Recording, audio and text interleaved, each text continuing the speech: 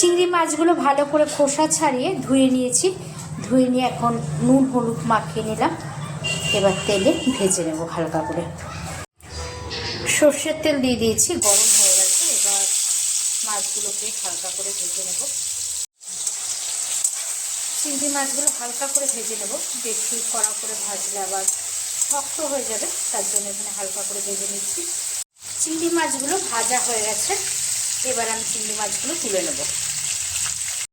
এবার চিংড়ি মাছ ভাজার তেলের মধ্যে দিয়ে দিলাম কুচনো পেঁয়াজ। পেঁয়াজটা হালকা ভেজে নেওয়ার পরে এখানে দিয়ে দিলাম কুচিয়ে নেওয়া আলু, জিরি জিরি করে কুচিয়ে নেওয়া আলু। এখন আলু পেঁয়াজটা ভালো করে একটু নাড়াচাড়া করে নেব। এখানে রয়েছে একটা মিডিয়াম সাইজের পেঁয়াজ, 4 কোয়া রসুন, কাঁচা পাকা লঙ্কা আর একটু লঙ্কার গুঁড়ো। এটা মিহি পেস্ট করে নেব।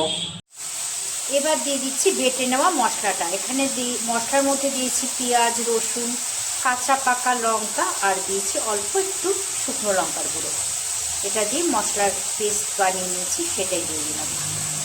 মশলার সাথে আলু পেঁয়াজটা ভালো করে নাড়াচাড়া করে মিশিয়ে নেব।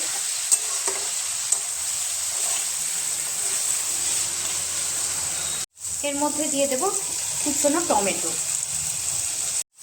দিয়ে দিলাম পরিমাণ মতো নুন, দিয়ে দিলাম পরিমাণ মতো হলুদের গুঁড়ো।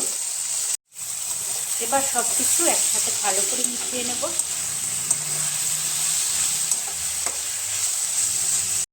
এবার দিয়ে দেব মশলার বাটি ধোয়া জলটা।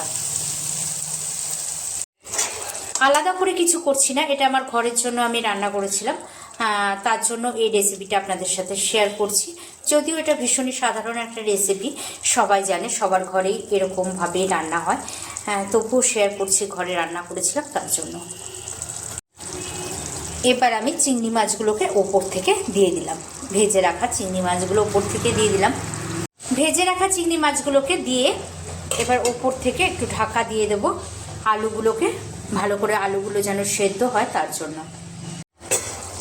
ঢাকাটা খুলে একটু দেখে নেব যে আলুগুলো সেদ্ধ হয়েছে কিনা।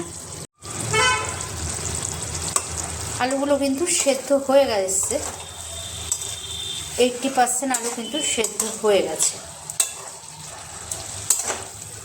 এবার একটু ভালো করে নাড়াচাড়া করে নেব। চিংড়ি মাছগুলো আলু মশলা সব কিছুর সাথে ভালো করে মিশিয়ে নেব। তৈরি হয়ে গেছে আলু দিয়ে চিংড়ি মাছের চচ্চড়ি। আর এটার মধ্যে একটু চেরা কাঁচা লঙ্কা দিয়ে দিলাম। এবার প্লেটিং করে নেব। বাস, তৈরি হয়ে গেছে আলু দিয়ে চিংড়ি মাছের চচ্চড়ি। আপনারাও বাড়িতে বানান আর বানিয়ে খেয়ে জানাবেন যে কেমন হয়েছে।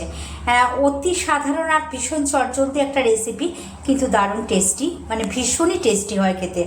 আপনারাও বানিয়ে দেখবেন। আর সবাই তো খেয়ে বলেছে একেবারে ঝাক্কাস হয়েছে।